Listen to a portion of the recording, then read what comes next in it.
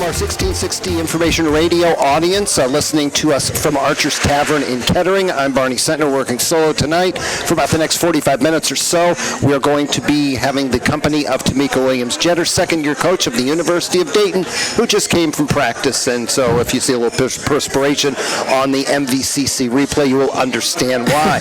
Welcome, Coach. I want to start with something a little bit unusual. I don't normally talk about it, and this is my 21st year doing this. We'll have all the home games. 21st year. Yeah, I know. I started when I was 60. But we're going to do all the home games again as usual. We're also going to do the game at Miamiville, Ohio in Oxford on December the 9th. Okay. But normally I don't disclose on the air who my favorite player is, and I have a favorite player usually every year. But this is leading to my first question. My favorite player last year, and by far, was Mariah Perez. Oh, wow. Okay. So, and that leads to a question. I'm just not throwing that out there. I mean, she was the most improved player in the A10. She went from 2 years ago basically not playing, averaging 3 and 3, to last year averaging a double practically 12 and 9.4 reaps. Now, here's my thing about her. The problem she had last year, of course, was she got in foul trouble. She had 81 fouls in 27 games. Tell me what you have done with her to work on that. And as I just throw one thing in, you've got a lot of talent, you've got a lot of bodies this year, so she's not going to have to try to carry the whole load, which led to a lot of that foul trouble. Yeah, that's a big thing. I think she learned that later in the season. We really didn't have any issues. We couldn't because we only had 5 players. So I think she had to learn a little bit because of that pressure, and we had to change how we play defensively. This year we'll look a little bit different. We'll be able to be a lot more aggressive defensively because we do have bodies and we have some more athleticism and kids who can play the game. So for her, we call it tight on her in practice. There's days that Mariah is playing her best basketball and I'll make it her worst, and I'll tell her face is funny or something to get under her skin. Where she has really improved is that those things used to get to her last year, not so much this year. Her maturity level, how she's taken in the freshmen, how the returners have taken ownership over their responsibility to lead. It can't be my team, it has to be their team. So that's where she's shown her biggest one. But for us, if she breathes on somebody, we call it in practice. So we're going to talk a lot about the newcomers because I think everybody will get a little bit of a synopsis there. But unfortunately, last year, and I kidded you about this during our pregame interviews, I said it's time for the medical report. Who's not available now? Right. So today, as we are taping this on October the 12th, is there anybody who is not practicing yet due to injury? We're good. Everybody, all 50 people. Yes, all 50. It feels like 50 when they warm up now because, last year it was like, let's stretch with them just so it looks like bodies. It's a lot of bodies. And it's no problem then playing inter-squad games in practice. Right, inter-squad games, just being able to rest. I mean, you got to think we used to practice maybe like an hour 15 because we only had 5 players who were going to play in the game. And now we can practice 2 hours. We can practice 2.5 hours and get some really good reps. So I'm just excited to have bodies. In past years, and I understand last year, of course, with the lack of players, is there any plans for like red-white scrimmage that the public can go to? No, both of our scrimmages will be closed. Probably next year, maybe. But this year, we just wanted to get some quality games in, game minutes in. Not with all the, they'll be signing autographs in the show. They'll see us. Our first game is at Connecticut, so we need to be prepared. We need to be serious about how we attack the season. Okay, you lead me to Connecticut. Obviously, your affiliation there, very special. Have you thought about how you're going to feel when you take the court and take that initial hug from Gino? No, I'm just going to squeeze them really tight. I mean, because you're going up against a team, obviously, very similar to yours last year, had a lot of injuries. Oh, yeah. And, of course, Paige Beckers, a lot of people, other than Caitlin Clark, have her as the #1 player in the nation coming up. So you'll be going, obviously, in playing a very talented team. But I'm sure your emotions will be there once you get to the arena and tip it off.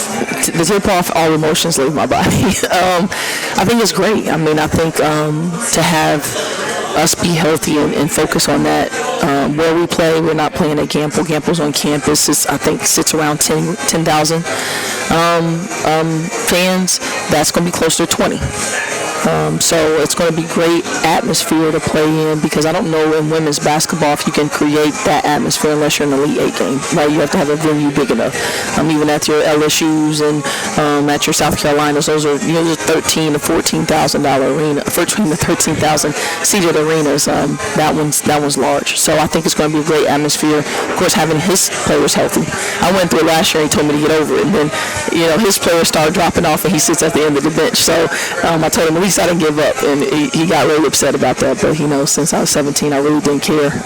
But to have those players back for him is great. We get to play a full-powered UConn team, and for my young players and my returning players, what better atmosphere to play in, where you have almost 20,000 fans.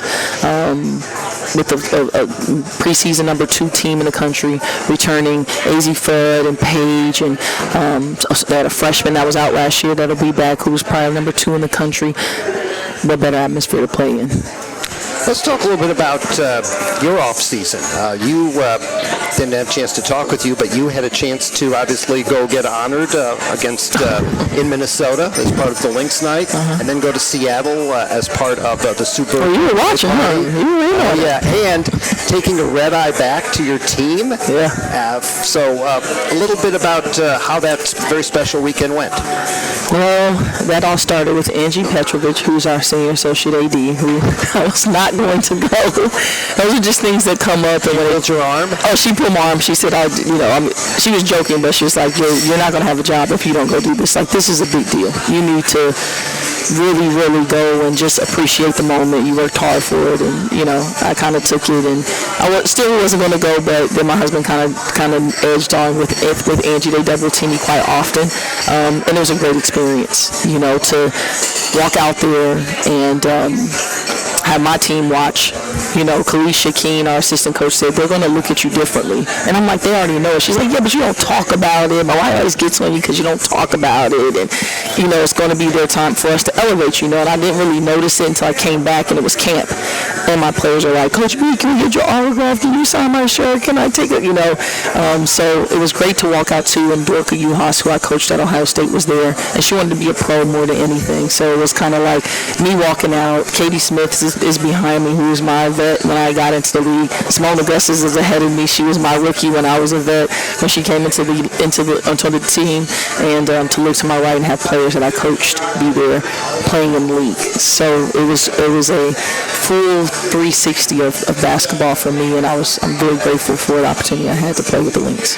And then to Seattle, of course. I imagine you saw, again, a lot of people that you played with and associated with in Seattle. So how were the emotions when you went to Seattle? Now, that one was emotional because Sue Swin and Asia and I have not been in one place at the same time in probably 15 years. So I've been around Sue, I've been around Swin. 3 of us been together, but never all 4. So we were running around with our knees hurting, of course, and hips and ankles cracking. And it was a great moment when Sue saw me. She danced, she hugged me, she told me my perfume smelled good, that I flat ironed her. She said 20 different things at one time. And then she turned around and posed, and I posed, and it was just, we had an uncomfortable time, and then it was just like, okay, we're not in college anymore. It was great. She had a little get-together that night, and Megan, half the soccer team, came over, and we just had a great time looking out at the Sound from her place, and then, of course, enjoying her retirement the next day. What a great storied career. Sue has been through it all, but the biggest thing I love about Sue Bird is that she's continuing to use her platform, her voice to create change, not just on the court. She continues off the court, so that's why I love me some Birdie. About a week ago, you were involved in a seminar on campus. A little bit about that. I think it had to do with Title IX and the progress, or maybe the lack thereof, in certain areas in women's sports. Yes, it was great. One of our alums, Jenny, if you're listening, we love you. You did a great job. She was so nervous. Ed Zink, who's a coach, a nemesis of mine. I'm glad he retired. Former Beaver Creek girls basketball coach, legend, Hall of Famer, and it's right. It was just a great panel. Everybody, showed up. It was awesome to walk through the process process of where we've come since 1972 to today. How recruiting looks different, how women in sports looks different, NIL deals, that's different. The rules, I mean, there were so many things. Where we play, fans, I mean, everything, contracts. She had old contracts from, some of the first coaches that ever coached women's basketball at UD. I thought it was really cool to see where it was, and now I'm in a space where my administration goes, what do you need? Sometimes they fulfill the wants. Even, I tell them they spoil the kids, but we have everything now, and it's pretty amazing to be a part of. Excellent. So another thing that happened in the off season is Coach Hudson. So tell us a little bit, first of all, the process. I'm sure you don't exactly go to a help wanted site. No. So you have a lot of networking. Yes. Give us a little background on Coach Hudson and how you got him here. Coach Hudson is a Detroit native, not very fond of Michigan people, but we love him. And he played basketball at Howard University in Washington, D.C., and then he went on to play professional basketball. And at one point when he was playing professional basketball, he got picked up by my husband's team. And they played together many moons ago. They've kept in contact, and when our job position came open, he had been at Jackson State, where they do pretty well down there, gets NCAA tournament. Then he'd been at Omaha. Last 3 out of 5 years, they go to the final with South Dakota State, who goes to tournament every year and beats everybody's bet.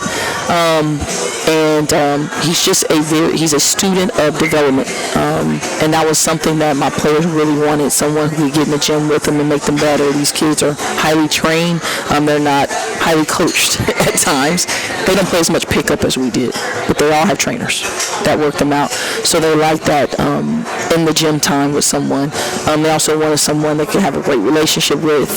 This was a family decision. When I make a decision, is the players get say-so. They interview our administration. We put a couple people, Beth Flag, who does a great job, knows my kids in and out, our academic advisor. Everybody gets say-so. Strength and conditioning, Caitlin gets her time because she's a liaison, and Andrew Bacon, so it's a family decision. Of course, my entire staff has say-so in it. I make the final decision, and Daryl was the right decision. What position will he be coaching? Like bigs, guards, everybody? He develops all positions, but he coaches the guards. He was a point guard in college, so you'll see him out. And then he's also my defensive specialist, so he really works on what we do defensively, how aggressive we're going to play, things like that. And Kalisha's on the offensive end, and then I have Bryce in charge of all of our analytics. Yeah, I wanted to get into, if you could give us a little background about Kalisha and Bryce. Of course, they were on your staff last year, but just a little bit synopsis of them for review. Kalisha, well, she had a great summer too. She went and she's the first female to coach the men's national team, senior national team of Canada. She's an assistant coach in that team, so she brought back some great stuff. She does it. This is her second year doing it. I think this year was probably her best year. She wasn't rushed to get here and all that. She kind of went in there, and a lot of them are her friends. So just a great summer of growth, and you can definitely see it play out on the court. Like I said, she's in charge of a lot of our secondary offense. She helps me out with our primary offense and our attack and our pace. She's just my extra set of eyes in that space, and then she coaches our post players. She was in there when we first got the job, and I told her, and I tell Mariah this, I told her, if Mariah takes a shot, you're fired. But she worked with what Mariah had and her double pivots and things like that, and really made her a player, and stayed in the gym with her. And Kalisha would always come in sweaty and upset because she had to shower 2 or 3 times, and I always told him the best players make you the sweatiest. They keep you in the gym, and Mariah kept her in the gym last year, and now she's got some other ones coming in. With Bryce, spent the summer on campus, mostly running camps, things like that. Did a good job of that, but I kind of switched him to more of an analytics role. He handles a lot of our zone offenses, but he really puts numbers behind what we think, and it's been great. I've had players, we do it every 3 to 4 days where they look, and we have what they shoot percentage, and then we have our win stats. And our win stats have nothing to do with scoring. I don't think Nani's listening, but I think she won it by 1. She was down 10 to Ivy Roof, and she came back. I know every time we show her numbers or anything to beat, Nani's going to respond. So he's been in charge of that. That's been great, holding them accountable to their shooting percentages, what's a good shot, bad shot, and the little things it takes to win games and our win stats. So he's been amazing in those spaces. And then I want to have you talk about, not me, Julie Bolden. And, yes. That's an interesting title she has, Director of Recruiting and Creativity. Yes. We added a title to Julie this year. Julie handles a lot of extra graphics, things like that, things for recruiting. Our everyday stuff is hard for our marketing department to cover every day, right? But she's really painting a picture of everybody in our program, right? All our players, me, the coaches, our staff, just adding a little bit more content to give people more of a view of what it is like to be here. People talk about family, right? They talk about, oh, we hang out with our team and all that. We really want to show how much of a family we are at UD. Before we get into talking about, and pretty much I'm going to be mentioning names of the newcomers and have you talk about them, but the schedule. It seems last year, of course, you made it tough, very, very tough. Didn't know that all was going to be short-staffed. This year it seems a little more manageable. Yes. I mean, you've got Purdue at home. They made the tournament last year for the first time in 8 years. You go to Vanderbilt. Yep. You've got a trip to Daytona. Yep. But it looks like you've got a lot more manageable games. Is that by design? Oh, absolutely. I think last year was a good time to set culture, set standard, have them understand how hard it is to win a game. I didn't know what to expect. I didn't know if we would win 0 games or win 1 or 2, right? I don't know if I cared. I really wanted them to know it was hard. I didn't care how many people showed up. I never really talked about the numbers. Kalisha said, you never give them out. Like, you never say, you might have to discuss it with Ross or Angie would call because we're trying to get people through. But for the most part, we just need 5 to play. And our kids play hard. And we made it very entertaining, more entertaining than most probably thought. I think that's what kept people going back in the end of the season. We didn't end too badly. We left a bit of a mark, and I think this year we'll start where we finished. And just adding the players that we have is going to be great. But definitely by design, definitely strategic in how we placed them. I'm starting to work on the next season right now, so it'll be, we got some more additions, but I just want to get 3 Power 5s in if we can, and some really good mid-majors, and that's happening. Something local, 1 or 2 games local. We usually get those in the MAC, so it should be fun. Yeah, Ivy, I'm sure, is excited to go play at Oxford. Oh, yeah, she's very excited. That's got to be one. So again, the first home game is on Monday night, November the 12th. It's against Lindenwood. If anybody says, what's a Lindenwood? They're in their second year of Division I. They're from the St. Louis area, so that's where I'm from, so I know certainly a lot about Lindenwood. And actually, their men's team played their first D1 game ever last year at UD. So there's a bit of a connection. I don't know if that helped you get them this year, or it was just coincidence. Yeah. Okay, let's talk about the newcomers. I mentioned Ivy Wolf. She, I have it here. Of course, she's the transfer from Miami of Ohio. She averaged 17 points a game last year, was 38% on threes, 90% from the foul line. Tell us what you see about her and what got you to get her to come. Ivy special. Her recruiting was very interesting. She went into the portal. Her AAU coach is now the head basketball coach at my high school. So he called and he said, hey, she went in. I did not know who Ivy Wolf was because it was not, you hear a lot of, hey, this person's going. Nobody knew that Ivy Wolf was going into the portal. She was very mature in how she handled it, and you'll see that play out in her career the next 2 years. You'll say, I totally understand. But he called and said, hey, she's in the portal, and I looked at my husband. I was just like, man, as a kid, she's at Miami. She's from Minster. We kind of need a combo guard, another guard, because Sydney's not going to do a Kobe year. And he said, what's her name? I said, Ivy Wolf. He went, the Ivy Wolf? And I'm like, her name was Ivy Wolf. He was like, that's the one to play for this particular AAU program, my AAU program, when I was growing up. And I was just like, yeah, I'm pretty sure that's her, just knowing her high school coach. And hey, she torched this team, his team, this highly touted team of kids who went to Connecticut, and one's at Texas A&M, and one's going to Illinois, and all these really good players. She's like, she had like 30. She killed us, I'll never forget a name like that. Ivy Wolf. She's got blonde hair, and she can shoot it. I mean, he went crazy. And my husband's an introvert, and he only gets excited about basketball. He kind of keeps to himself. So I was like, okay, maybe I need to really look at this Ivy Wolf. So I sent it out, and of course we're like, man, and everybody in the Dayton area, because where she's from is like, you gotta get Ivy Wolf, and so we brought her on campus, and honestly I didn't think she would come. We had a great conversation. It'll be interesting when you interview her Yes, I'm going to try I stayed on the phone with her for a long time, and it was kind of like, I didn't want to like her, I was like, oh man, I can't believe I was on the phone with a kid for an hour. That's like not my thing, and the next day I was just talking. She decided to take one of her visits with us, and she took it, and we were at Brio at the Green, and I'm thinking she's got all Power 5s after this. she's we got our hands full, and she commits, and I just like couldn't believe it, and now she's here, and she's a special kid, like she does little things to bring the team together. She, like in practice the other day, I kicked Tamika out the drill. Oh no, we were playing, and get off. We had an inter squad scrimmages.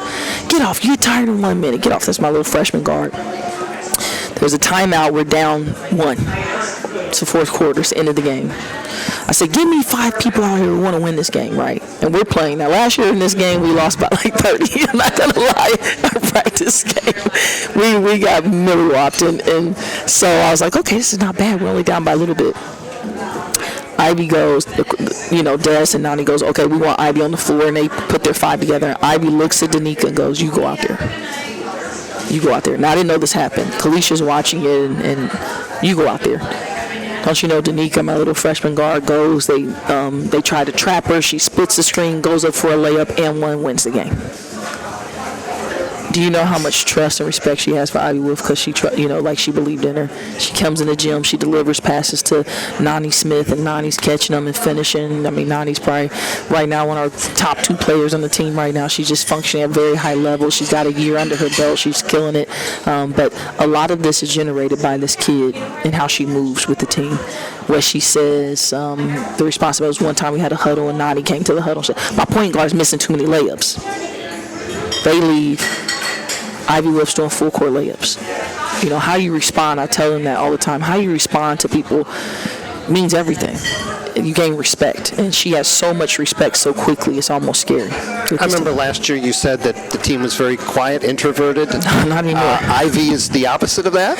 You know what? When you first meet her, you will assume that she's a little bit more of an introvert. She's one of those kids that have to warm up to you, and she's a reader of people, She's got like 50 different jobs. She sells Cutco knives. She's, in a sorority. She's, going to be interning with our marketing department and donors, and she's just got her hands in a lot of things, and she's got all A's and B's, and she's got all that happening, but she's just, I don't know what to say. Like, Ivy's just a special kid, and when you meet her, you need to interview her. You need to have a couple questions ready. Oh, I'll be ready for her. Believe me, I'm excited about that. All right, let's talk about, you mentioned Danica Lightbourne. Let's talk about her. What have you seen from her so far, and what are her expectations coming into the season? I think Danica has improved the most out of all the freshmen since she's been here. Danica went to boarding school for 4 years in Georgia and was never allowed to play AAU because her parents didn't live in the country, so they couldn't sign off. So she's played on a bad team, 40 minutes of basketball, lost a lot, and she's this freak athlete who's really skilled, who knows the game of basketball a little bit more than we even thought she did, and comes out, and I coach her hard. Remember, she's a freshman. I said, get her off the court, sub her off. She's tired. Get her out. I don't care who you put in. Get her out. She's horrible. She comes back in, proves me wrong. I did the same thing yesterday, but it was Destiny's fault. Usually you do it the other way around. You blame the seniors for what the freshmen do. It's like, when Destiny and Ivy mess up, it's your fault. Get her out. It wasn't her fault. Destiny's like, it was kind of my fault, coach. I was like, all right, you got 10 more seconds. Go back in. I don't care. I'm just keep you on edge. And that kid responds. She gives me her best 3 minutes that she's ever given me. And so she's a freak athlete. She can grab the rim, and she's 5'8". She defends at a high rate. She's just learning how to keep that up. Great mid-range, great finisher, quick to the rim, and a great kid. When she meets you, she's going to say, good afternoon, sir. She will never not say that.